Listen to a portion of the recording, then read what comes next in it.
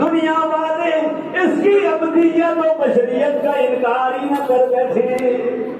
کیونکہ انبیاء کی جھلک سب کی اس میں ہے، لیکن جس یوسف کو ہم نے حسن عطا کیا اس کے حسن سے اس کا حسن کتنا بالا،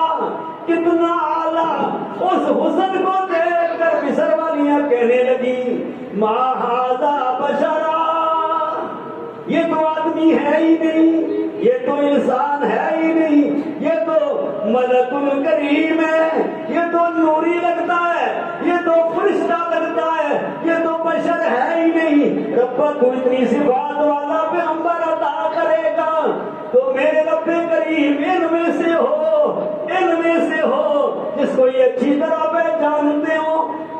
یوسف کو دیکھ کے اس کی بشریت کا انکار ہو گیا، میرا نبی محمد تو ایسا ہے، اسے دیکھ کے بھی دنیا کیا اٹھے گی، یہ تو انسان ہے ہی نہیں۔ اس لیے فرمایا رسولا منہم ربنا وبعث فیہم، اے میرا پروردگار ان میں سے ہو، اس کی رشتہ داریاں ہوں، آمنہ کا لخت جگر ہو، عبداللہ کا نور نظر ہو، فاطمہ کا ابا ہو، زینب کا والد گرامی ہو، ام کلثوم رقیہ کا بابا ہو، حسنین کا نانا ہو، صدیق کا یار ہو، عمر کا مقتدا ہو، عائشہ کا سرتاج ہو، ام حبیبہ کا خامد ہو، اللہ اس کی رشتہ داریاں ہو ان سے، تاکہ دنیا والوں کو پتہ چل جائے کہ اللہ نے بشر کو اونچا مقام عطا کیا ہے، نہ اس کے مقام کا کوئی نوری مقابلہ کر سکتا ہے، نہ کوئی ناری کر سکتا ہے۔ یہ دعا فرمائی اللہ اکبر۔ ابراہیم انبیاء کی جد امجد رب العالمین نے حکم فرمایا، ہاجرہ اور اسماعیل ایک بیوی ہے، ایک شیرخوار بچہ ہے، بڑھاپے کی عمر میں ملا ہے، وہ ممو ابراہیم لے جاؤ ان دونوں کو مکہ کی وادی میں چھوڑ کے آ جاؤ۔ اللہ اس کو آباد کرنا چاہتے ہیں، بیت اللہ ابھی تعمیر شروع نہیں ہوئی، اسماعیل بچے ہیں، ماں کی گود میں ہے، فرمایا ان دونوں کو اس بے آبو کی آبادی غیر عزیز بالکل بنجر صحرا ابراہیم والد کو چھوڑ کے آ جاؤ۔ کیوں؟ اللہ کا خلیل جب ہے خلیل اللہ تو ساری کائنات سے زیادہ محبت اللہ سے ہے۔ دونوں کو لیا بیت اللہ کے قریب، جہاں بیت اللہ موجود ہے وہاں جا کے بٹھا دیا اور بٹھا کے واپس ہو گئے۔ وہ پہاڑیاں بے آب ہو گیا، پہاڑیاں سرخ سبزہ نہیں، پتھر ہی پتھر ہیں، کوئی آبادی نہیں، کوئی انسان کا نام و نشان نہیں ہے۔ ابراہیم دونوں کو چھوڑ کے چلے ہیں۔ آزمائش اور امتحان جتنا آدمی اللہ کے قریب ہوتا ہے نا، امتحان اتنا سخت ہوتا ہے۔ کوئی انسان نہیں، کوئی کھانے کی چیز نہیں، پانی کا نام و نشان نہیں، اللہ کی منشا پہ وہاں چھوڑا اور حکم ہے کہ ابراہیم بولنا بھی نہیں ہے، سہارا بھی نہیں دینا، یہ بھی نہیں کہنا کہ تمہیں یہاں ٹھہر جاؤ میں کہاں جا رہا ہوں، بٹھایا اور چل پڑے۔ امتحان اتنا سخت ہے، فرمایا ابراہیم پیچھے مڑ کے بھی نہیں دیکھنا۔ ذرا نقشہ دیکھو، یہ پیچھے جو مڑ کے دیکھنا ہوتا ہے نا، اس میں بھی بڑے سہارے ہوتے ہیں۔ گھر سے جب کوئی لاڈلا نکلے نا، گھر سے جب کوئی لاڈلا باہر نکلے نا تو پیچھے سے مائیں کھڑے ہو کے دروازے پہ اپنے بیٹے کی پشت دیکھتی ہیں، تو یہ بیٹا بھی فرد محبت میں جدائی کے عالم میں جہاں تک والدہ نظر آتی ہے پیچھے مڑ مڑ کے دیکھتا ہے، ہوتا ہے نا؟ یہ دیکھنا بڑا سہارا ہوتا ہے۔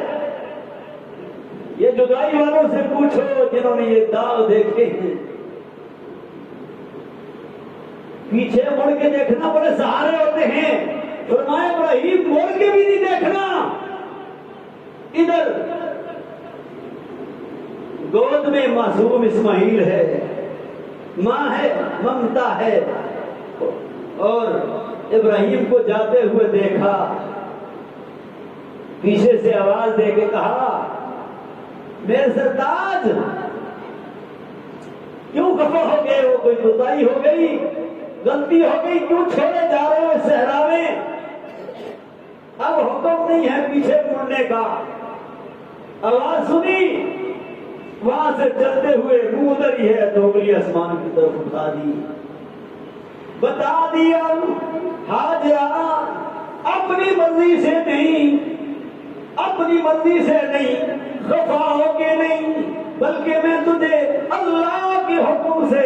چھوڑے جا رہا ہوں۔ جو یہ انگلی آسمان کی طرف اٹھی، ہاجرہ سمجھ گئی، دل میں تسکین ہو گئی، سکینہ نازل ہو گئی۔ فرمایا اچھا ابراہیم، جس کے حوالے کر کے جا رہا ہے، جس کے حوالے کر کے تو جا رہا ہے، وہ سارے سہاروں کا سہارا ہے اللہ، وہ اب ظاہر نہیں کرے گا۔ جس کے حوالے تو کر کے جا رہا ہے وہ سب سے زیادہ سنبھالنے والا ہے، اور جس کے حوالے کوئی چیز ہو جائے تو پھر وہ گم نہیں ہوتی، پھر وہ سنبھال کے ہی رکھتا ہے۔ اللہ اکبر۔ چلتے ہوئے آنکھوں سے اوجل ہوئے، پہاڑ کی دوسری طرف ابراہیم آئے، وہاں کھڑے ہو گئے، آسمان کی طرف ہاتھ اٹھا لیے، کہنے لگے پروردگار تیرے حکم پر بیوی اور بچے کو اس ویرانے میں چھوڑ کے آ گیا، اس غیر زیزر وادی میں، بنجر زمین پر، نہ پانی ہے نہ آبادی ہے نہ کوئی نشان ہے۔ اللہ تجھ سے اس کی آبادی کی دعا کرتا ہوں۔ اللہ اکبر۔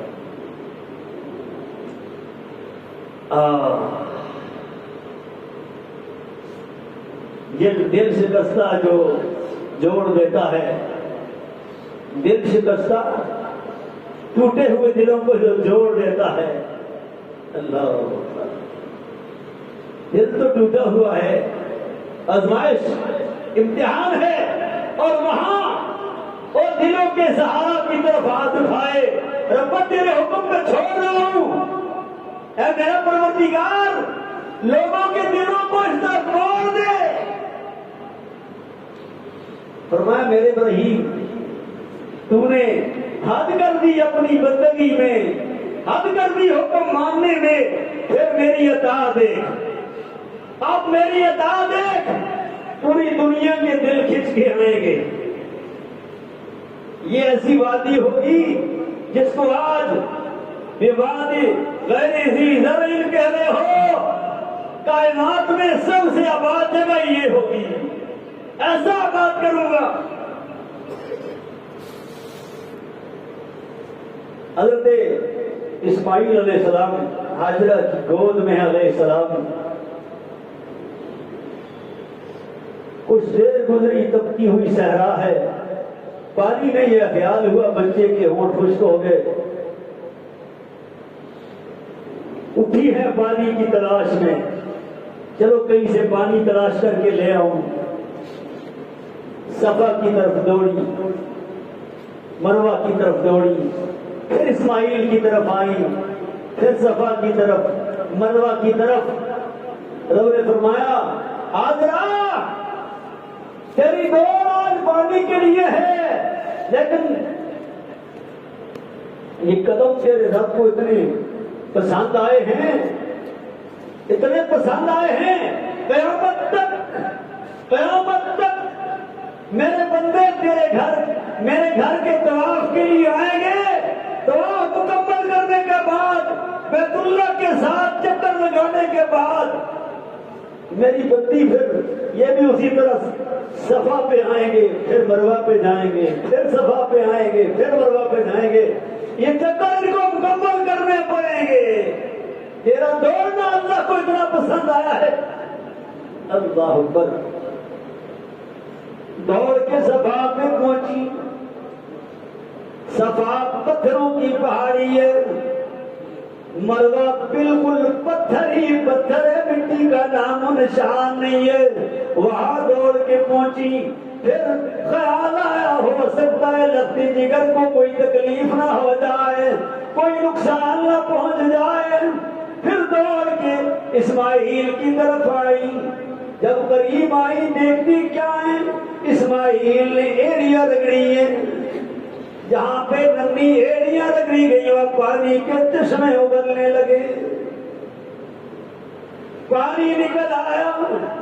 ہاجرہ قریب بیٹھ کے پانی کے ارد گرد مٹی اور چھوٹے چھوٹے پتھر رکھتی ہے، دیکھتی ہے پانی اتنا جلدی نکل رہا ہے، خیال آیا یہ پانی تو بہت زیادہ بہہ جائے گا، اور کہہ رہی ہے زمزم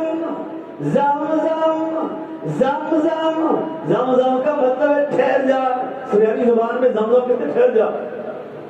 ایسے زمزم کہا۔ آج بھی اس کا نام آب زمزم ہے،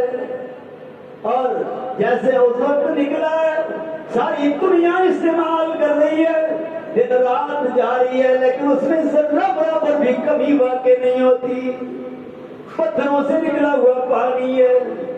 اور ایسا خزانہ اللہ نے دیا ہے، ایسا خزانہ دیا ہے قیامت کی صبح تک اللہ کے نبی کی وہ نشانی۔ فرمایا تھا حضور اللہ صلی اللہ علیہ وسلم نے فرمایا یہ پانی اتنا بابرکت ہے، جس نیت سے پیو گے اللہ اس وہی مراد پوری کرے گا، اللہ جسمانی اور روحانی بیماریاں دور کرے گا، اور جس نیت سے پیو گے جو دعا بھی کرو گے اور کہو میں اللہ اتنے گلاس پی کہ تجھ سے یہ مانگتا ہوں میری عادت پوری کر، فرماتے وہی عادت اللہ پوری کر دے۔ اور ایسی اللہ نے اس کے اندر لذت رکھی ہے،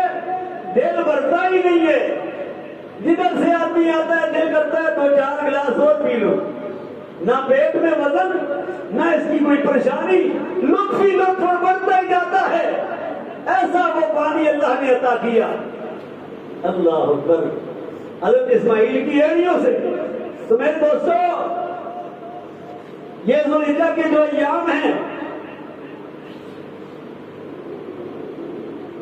یہ بڑے قیمتی ہے، اور ساری وہ یادیں تازہ ہوتی ہے ابراہیم علیہ السلام کی قربانی کی۔ ایام تشریق مسئلہ سمجھ رہے ہیں، 9 ذوالحجہ کی صبح سے، صبح کی نماز کے بعد تکبیرات پڑھنی ہے، ایک مرتبہ کہنا ضروری ہے، اللہ اکبر اللہ اکبر لا الہ الا اللہ واللہ اکبر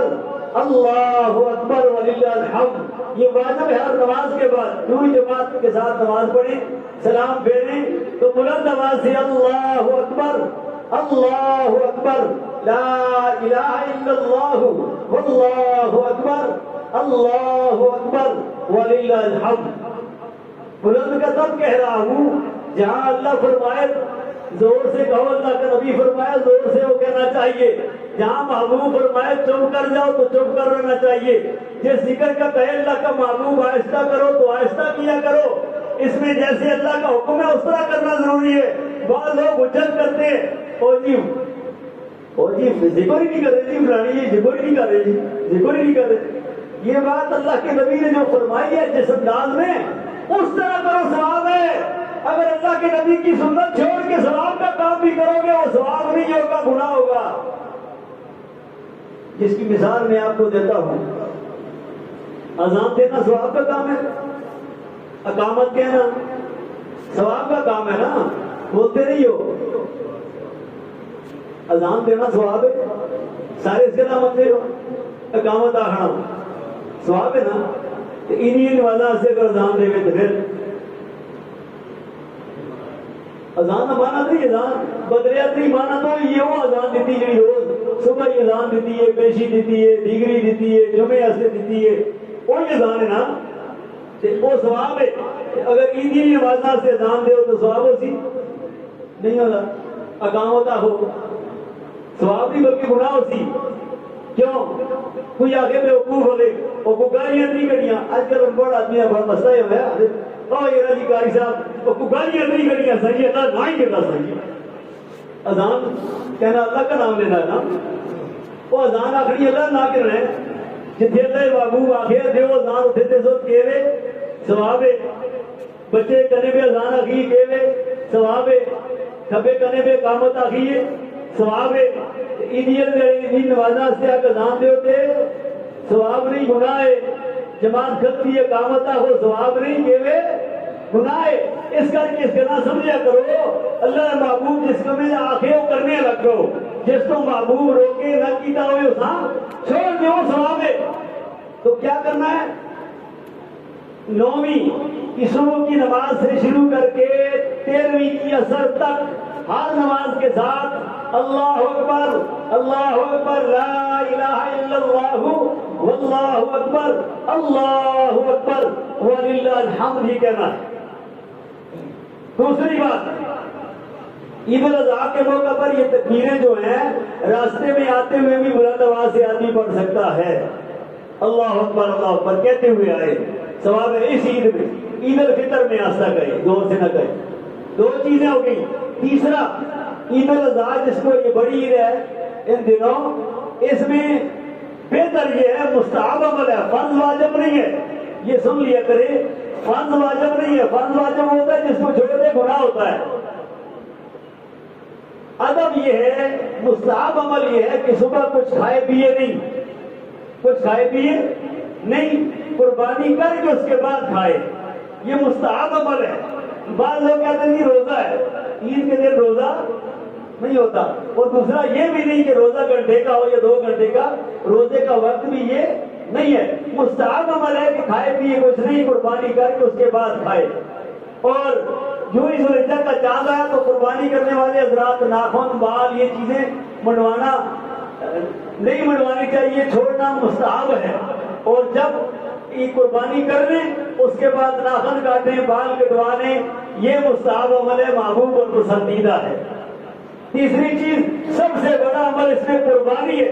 اللہ تعالیٰ کو جو سب سے زیادہ پسند ہے وہ خون نکالنا قربانی کا عمل جو ہے یہ اللہ کو پسند ہے فرمایا جانور کے خون کے قطرے زمین پر پہنچنے سے پہلے اللہ گناہوں کو معاف کر دیتے ہیں بشرطے کہ قربانی اللہ کی رضا کے لیے ہو حلال کے پیسوں سے ہو ہمارے یہاں المیہ یہ ہے ہم یہ تو دیکھتے ہیں کہ جانور لنگڑا نہ ہو آنکھ خراب نہ ہو سینگ ٹوٹا نہ ہو دم ٹوٹا ہوا نہ ہو اس کا خیال تو کرتے ہیں لیکن اس کا خیال نہیں کرتے کہ پیسے دے رہے ہیں یہ حلال کے ہوں اگر حرام کے ہوئے اچھے سے اچھا جانور دیا تو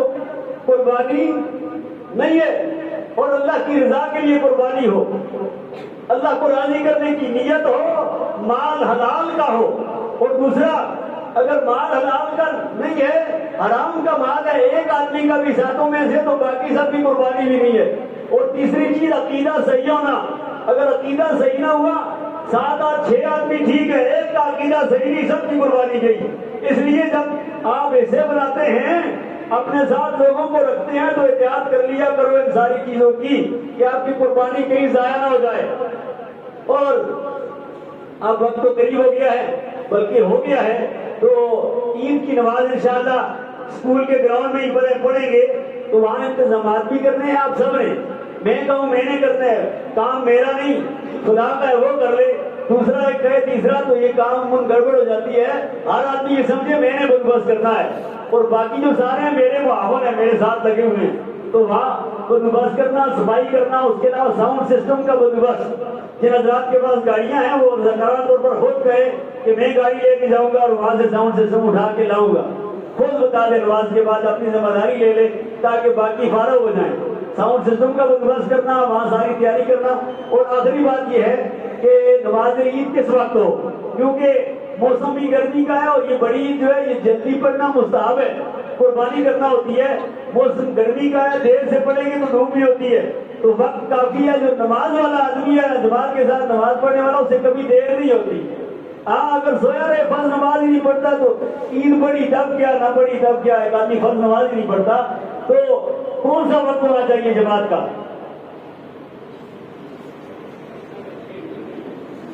6:30 بجے انشاءاللہ سارے حضرات پہنچنے کی کوشش کریں. 6:30 بجے جماعت کھڑی ہوگی.